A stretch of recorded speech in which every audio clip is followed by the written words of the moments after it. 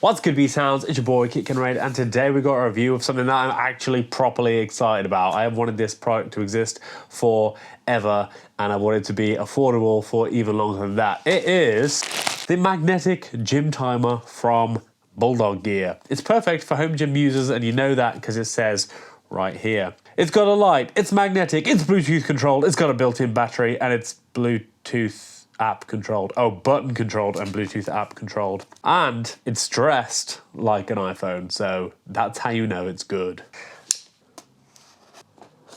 Oh. So in the box, you get a very tiny manual, timer in a bag, that's impossible to pick up, charge cable, USB-C, pretty nice, and a bag. Oh, it's a bag that says Bulldog Gear, very fancy. Ooh. It's got a little speaker on the back. It's got an on-off button, USB-C. It says Bulldog Gear on it. And then you got a mode set, enter, restart, stop, start, all in a horrible font. Okay, so it's got a clock, MIIT, HIIT, Tabata built in, EMOM 1, EMOM 2, Fugaba 1, Fugaba 2. Wish I knew what a Fugaba was. Work, World Rally Championship, and then up, it just counts, and down, it just counts. And a stopwatch, which I guess just counts. It's like proper visible. Pretty weighty. 1 beep for rest. And 3 beeps for work. Listen, I'm ecstatic that this exists, but some of this manual, a bit of Chinglish, is that fair to say? It's got the hallmarks of Chinglish, like 10 groups of customized program. Would we say that? Is that English or Chinglish? The reason I think that this is a great product and I am exactly the people that it's designed for is that I train at home in a home gym. I want this to stick on things. I also train a bunch of people outside, and it would be useful for them to be able to see what's going on rather than just try and listen out for a beep, which only one person can see because Gymboss is very small. Because there's nothing going on at the top here and nothing going on at the bottom here, it would be really cool if it came with just a tiny little tripod. If it's designed to be used in a bunch of places, it's great that it's magnetic, but if it came with one of those tripods with a selfie grabber, that would be super cool so that you can, you know, not filth it up or whatever. But get that from Poundland, can't you? I'm going to use this for a couple of weeks. I'm going to use it inside the gym and I'm going to use it outside training, group training. And yeah, I'll get back to you. We are currently training sort of at twilight, but it's about to get real bright because the clocks are changing. So yeah, it'll be well tested. I have very high hopes.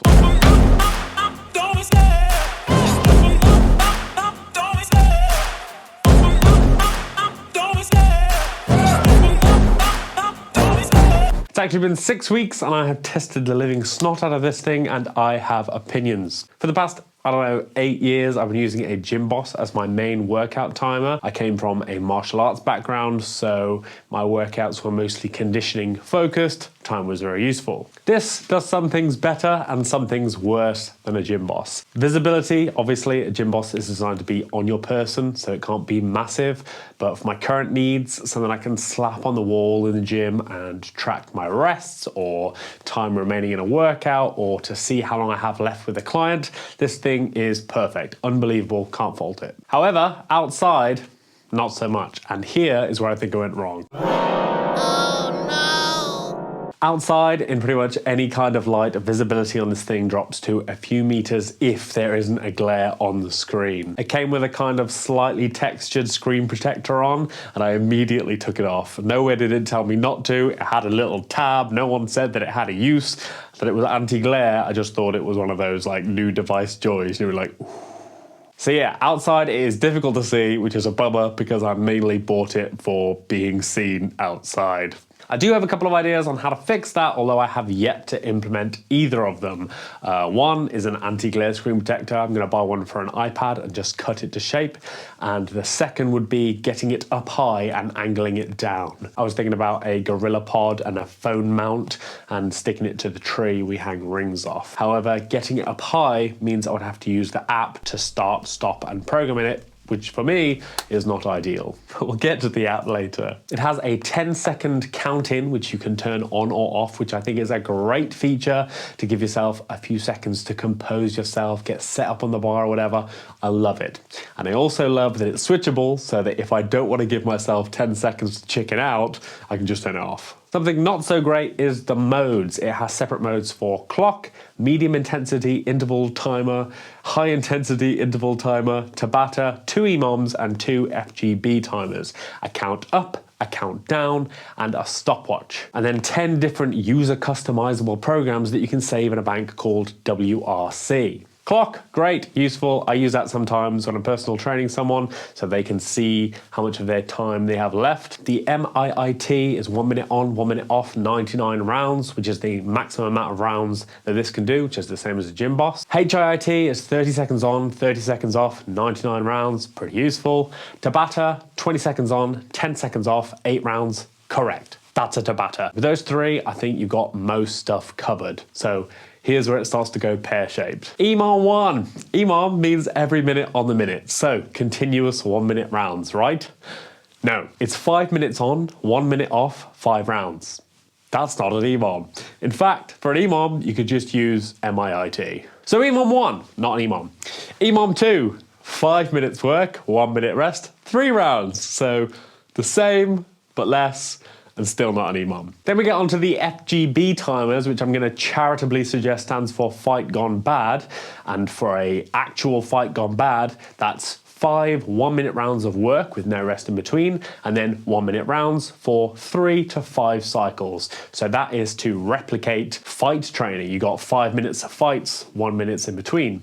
So that's what that is. That's not what this is. This is just 17 1-minute work sessions back to back. So the FGB on this is in fact a 17-minute EMOM. Now those 17 minutes would be correct for 3 cycles of 5 minutes on and 1 off. So you might think that FGB2 would be the same thing, but for 5 cycles, 29 rounds.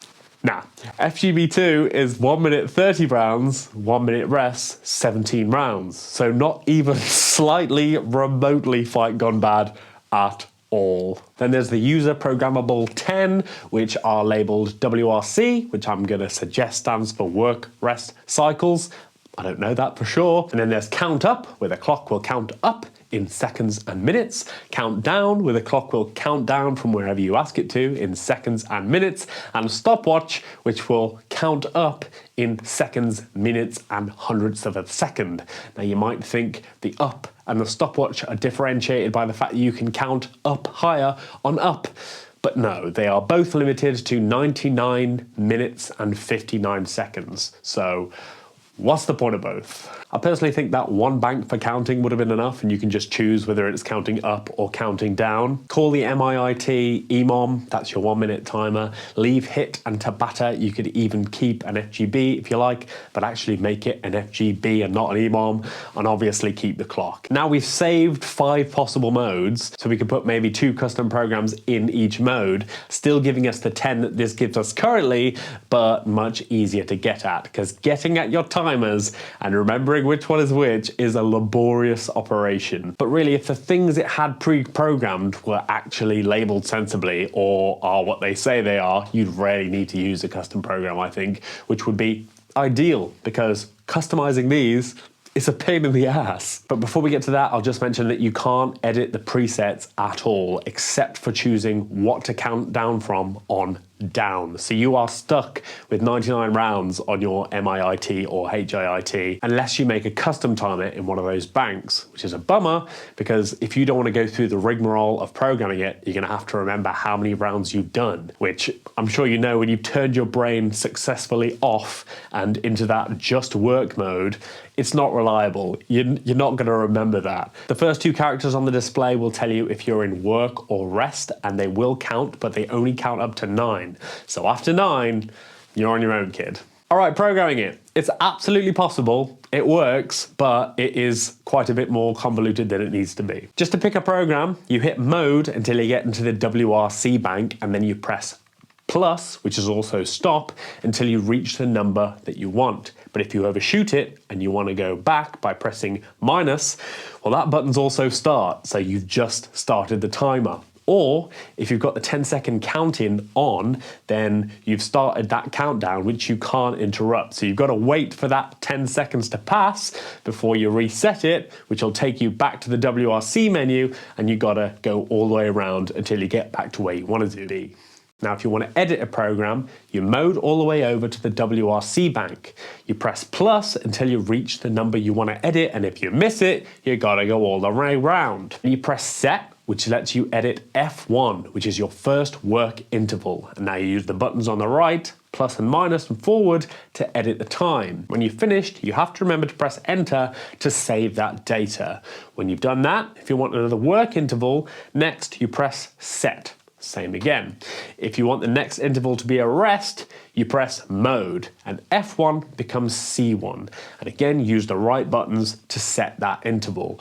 Don't forget, every time you'll finish setting an interval, you have to press enter or it won't save, and you'll end up with an interval of 99 minutes and 59 seconds and a coroner's report that says death by burpees. So F is work, think fight, and C is rest, think couch. You press set to add another work set, think set yourself on fire, and mode to add another rest. Mode is the name of a nightclub near me that has a barbecue, and that's as close to relaxed as I've ever felt in a nightclub. So that's how I remember that. When you've finished adding the different work and rest intervals that you want, you hold enter for 2 seconds, and that will bring up the total number of cycles. The display shows C-C, cycles. Use the right buttons to set that number, enter to save, and now if you press start, it'll start. So it's annoying that you have to press enter to save each interval. It's annoying that the mode set and enter buttons don't say work, rest, and cycles like the buttons on the right say next, plus, and minus. But if you can remember how to use this thing, the fact that you can program any combination of work and rest intervals and then up to 99 cycles of that combination makes this thing unbeatable. It'll do anything. And in time, you will learn how to program it. I can program a Gymboss in the dark now. This thing is more complicated, but it's also more versatile. Why are you messing around with the buttons, I hear you saying? This thing has an app. Surely that's easier. Well, no. I like to leave my phone somewhere the heck else when I'm training. Like, I don't need to be distracted and I don't want to be contacted. Training time is me time and it's physical stress only. So I like to leave my phone at home. And I love the fact that I can do everything on this without the phone. I did program it a couple of times with the app. It works, but it's not less confusing than just using the buttons. It has a lot of superfluous options, like buttons that don't do anything. It feels like it's just a generic app that they made work with this rather than an app designed for this and only this. Which is fine, it works, but I was hoping it would be less fussy and more intuitive than using the buttons. I don't think it is. And that's slightly a bummer, because the reason I bought the Bulldog one and not the AliExpress one for 25 quid was for the details. I'm buying the brand because I want the kinks to already be worked out by the time I get it. I want someone else to have dealt with that. I want the buttons and modes labeled correctly. I want a manual that is obviously in English. And if you're going to offer me an app, I want a specific, intuitive app that I cannot get wrong. What I actually got was a really nice box. Once again, I haven't bought the AliExpress one. It's possible that the quality control is worse, that the display isn't as bright, that the beep isn't loud, that the battery is wank. It could be a load of arse. But that hasn't been my general experience with AliExpress. Maybe I've been lucky. But other than the programming, the beep is loud. I use it on full volume always, and for just one person, that is annoyingly loud. For a group, you can hear it at a good distance outdoors. The screen is bright enough, but it's also so reflective that you often can't see it anyways if you're outside. Leave the screen protector on, and I'm sure you'll have a much better time than I did. The screen is a little soft though, and that's another reason not to remove the screen protector. I have always kept this in the little bag it came with, but it still picked up a lot of little scratches. It doesn't bother me. I actually hope that the scratches keep accruing and they all connect until it's anti-glare all by itself, but I thought it was worth mentioning. Battery life wise, I can get at least 3 hours of actual in-use time with this full volume, full brightness. I think that's pretty good. It also works plugged in, so if you have an all-day event outdoors, you could just plug it into a USB power bank and it would be fine, as long as you don't want it to count for more than 99 minutes and 59 seconds in one go. What I will say is that when the battery indicator light lights up, plug it in, charge it, because if it dies proper, all your presets, poof, gone. Now, it might seem like I've been overly critical of this thing, but I actually love it. It's very versatile. It does exactly what it promises.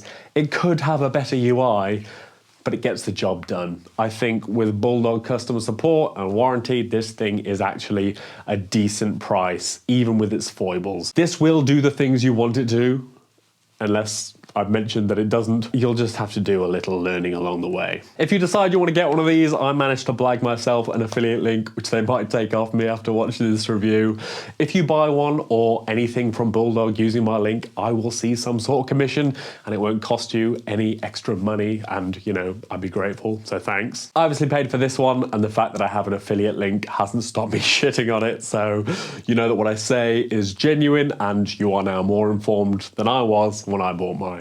Anyway, I hope you found this useful. Thank you so much for spending the time with me. Don't buy the thing, buy the thing. I don't care. All I care about is that you get them gains. Be well.